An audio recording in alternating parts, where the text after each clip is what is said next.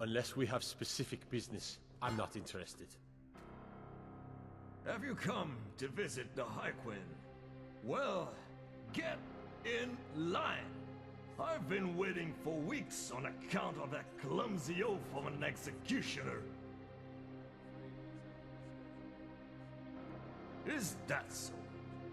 Well, maybe the Sandwalker was finally sober, because the execution I witnessed was a tribute to incompetence.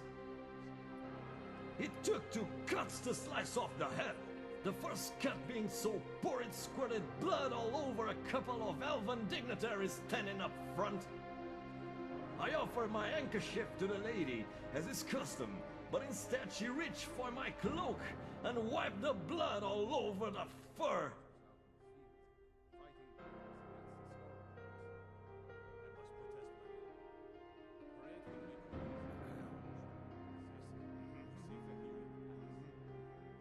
So, you're an alchemist, huh? Sounds like something you learn when you can't afford to replace things with gold. In this case, though, such skills might prove useful. That is, if I was willing to entrust the cloak of Oak-Heart to some plant-cuddling rube. 7 generations this cloak has been in my family. 7! Can you count to 7, peasant? I'd venture not. But it's a long time. One of my ancestors strangled a bear to death with his bare hands to get this fur, and it's been passed down from father to son ever since.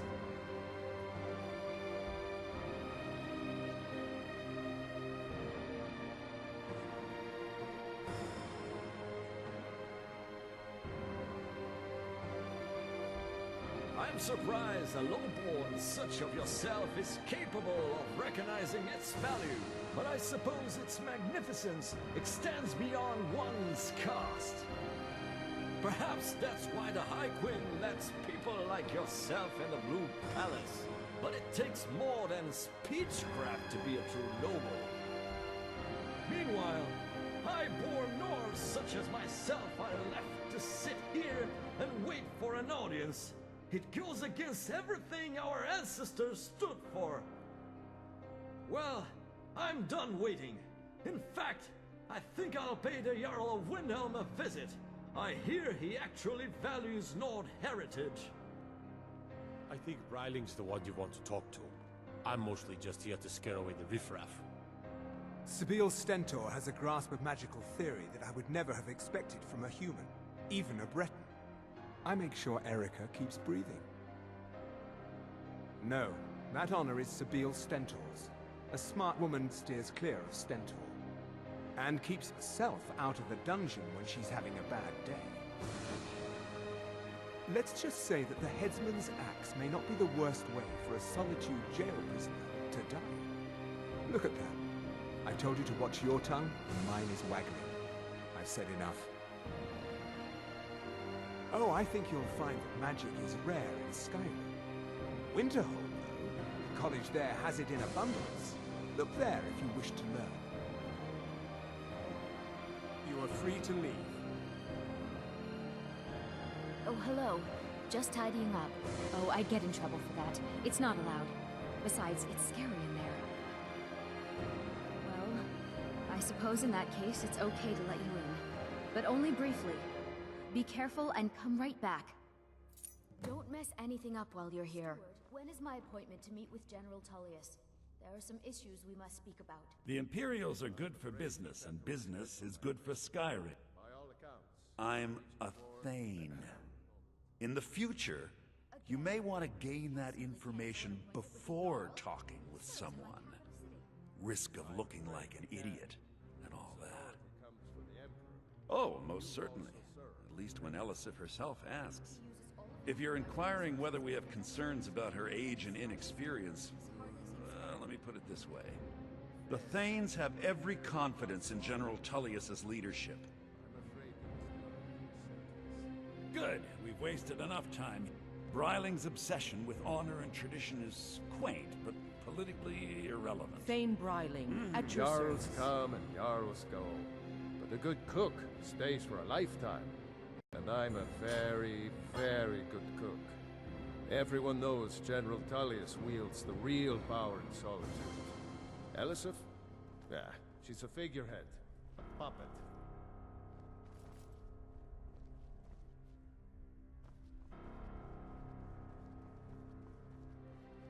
I understand what's best for Solitude, and Jarl Elisif knows it.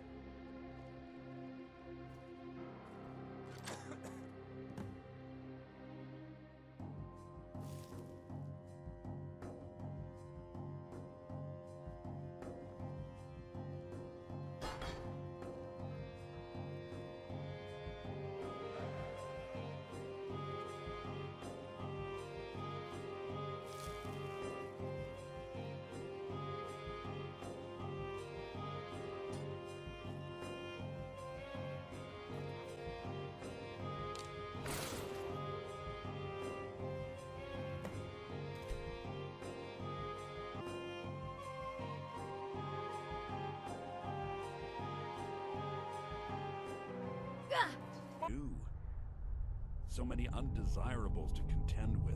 Naysayers, buffoons, detractors. Why, my headsman hasn't slept in 3 days. You are far too hard on yourself, my dear, sweet, homicidally insane Pelagius. What would the people do without you? Dance? Sing? Smile? Grow old? You are the best septim that's ever ruled. Well, except for that Martin fella. But he turned into a dragon god, and that's hardly sporting. You know, I was there for that whole sordid affair. Marvelous time. Butterflies, blood, a fox, a severed head, ho, and the cheese to die for. Yes, as you've said countless times before. Harumph! Well then, if you're going to be like that, perhaps it's best I take my leave. A good day to you, sir. I said good day! Yes, go. Leave me to my ceaseless responsibilities and burdens. How rude! Can't be bothered to host an old friend for a decade or two. Pelagius the Third. Now, surely even you know about Pelagius's decree. On his deathbed, and this was inspired, he forbade death! That's right! Death! Outlawed! Inside the mind of Pelagius, silly. Oh, is it your first time? Really? Oh, what kind of message? A song? A summons! Wait, I know! A death threat written on the back of an Argonian concubine! Those are my favorites. Well, spit it out, mortal! I haven't got an eternity. Actually, I do. Little joke. But seriously, what's the message? Oh, no mistake at all. What you made was a choice. Granted, not a very wise choice, but these things happened. Oh, the folly of youth. You know, you remind me of myself at a young age. All I cared about was riding narwhals and sleeping in honeycombs and drinking baby's tears. Word of advice, if you ride a narwhal, mind the pointy end. But there I go, waxing poetic about my misspent youth. Now, where were we? Yes, you're the mortal messenger. And I am? Honestly, have you any idea? Jolly good guess. But only half right. I'm a mad god. The mad god, actually. It's a family title. Gets passed down from me to myself every few thousand years. Now you can call me Anne-Marie. But only if you're partial to being flayed alive and having an angry immortal skip rope with your entrails. If not, then call me Sheogorath, Daedric Prince of Madness. charmed. Now that's the real question, isn't it? Because honestly, how much time off could a demented Daedra really need? So, here's what I'm going to do. I'm going to leave. That's right, I'm done. Holiday complete. Time to return to the humdrum day-to-day. On one condition. You have to find the way out first. But good luck with that. Ha! I do love it when the mortals know they're being manipulated. Makes things infinitely more interesting. Care to take a look around? This is not, I dare say, the Solitude Botanical Gardens. Any idea where you are? Where you truly are? Welcome to the deceptively verdant mind of the Emperor Pelagius III. That's right! You're in the head of a dead, homicidally insane monarch! Now, I know what you're thinking.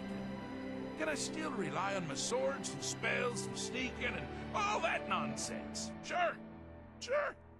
Or you could use the Wabachak! Huh? Huh? Didn't see that coming, did you? Do you mind? I'm busy doing the fish stick. It's a very delicate state of mind. Oh, good choice! Well, good for me. I find everyone being out to get you so terribly entertaining. You might find it less so.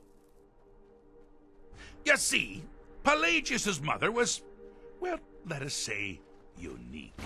Although I suppose, in the grand scheme of things, she was fairly average for a septim. That woman wielded fear like a cleaver. Or did she wield a cleaver and make people afraid? I never get that part right. Oh, but she taught her son well. Pelagius learned at a very early age that danger could come from anywhere, at any time, delivered by anyone. The objective here is simple, you simpleton. Use your Wabachak to defeat the enemy, while they do the same. Oh, I thought you'd never figure it out. With the threat gone, Pelagius is under the delusion that he's safe, which means you've helped him out, sort of. And we're that much closer to home.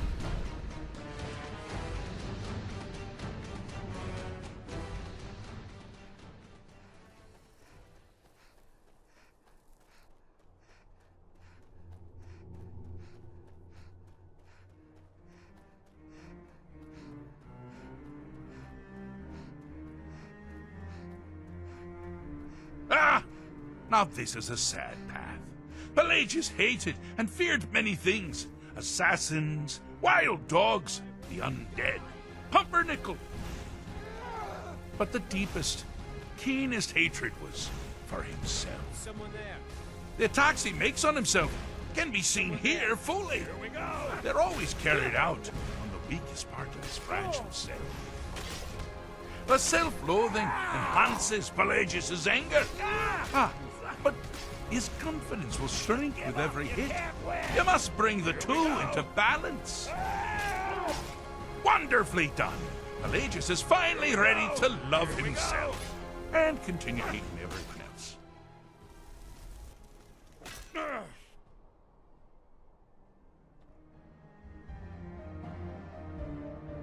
I'm all ears.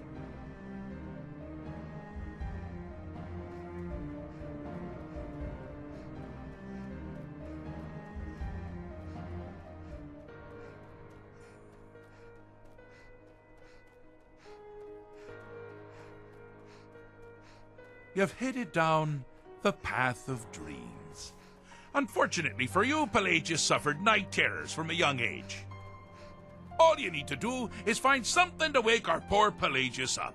You'll find his terrors easy to repel, but persistent.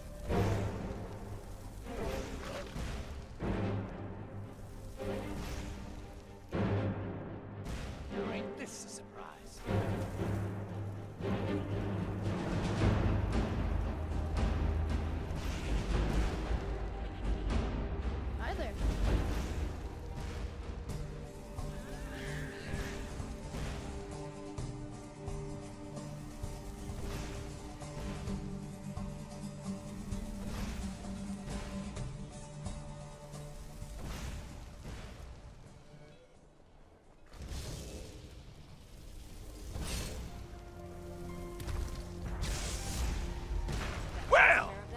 Now, that's something to crow about. With Pelagius up and about, you're moving right along. We'll both be home in no time. Yes? Need something?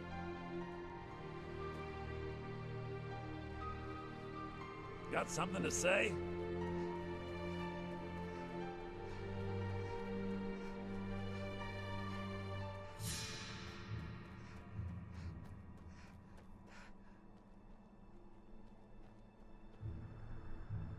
I have a saying.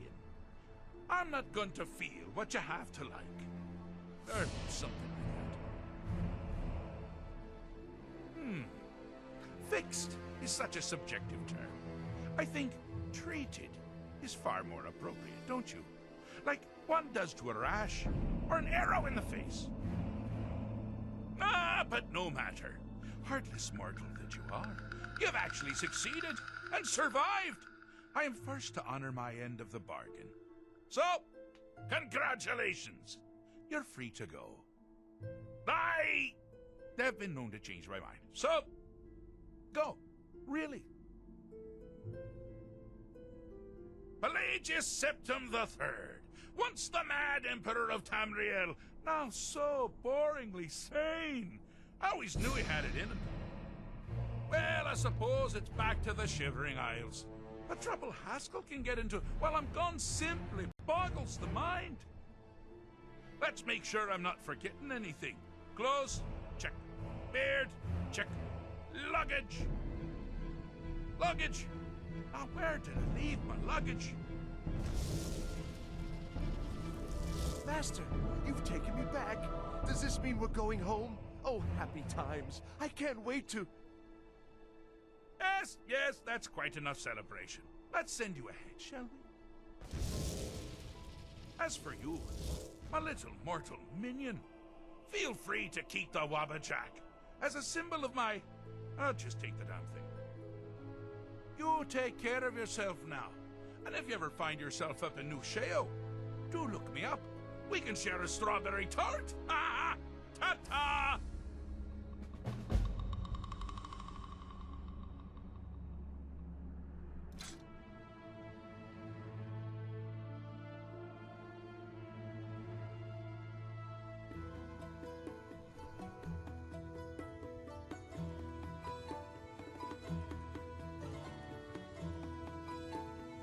Finally, you're back. What do you need to take?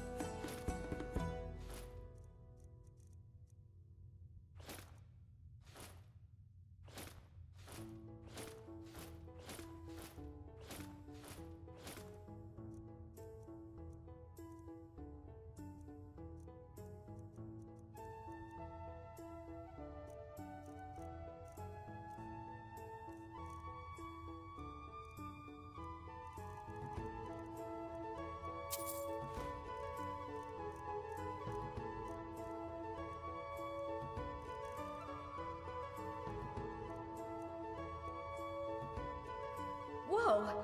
Just let me know when you're ready.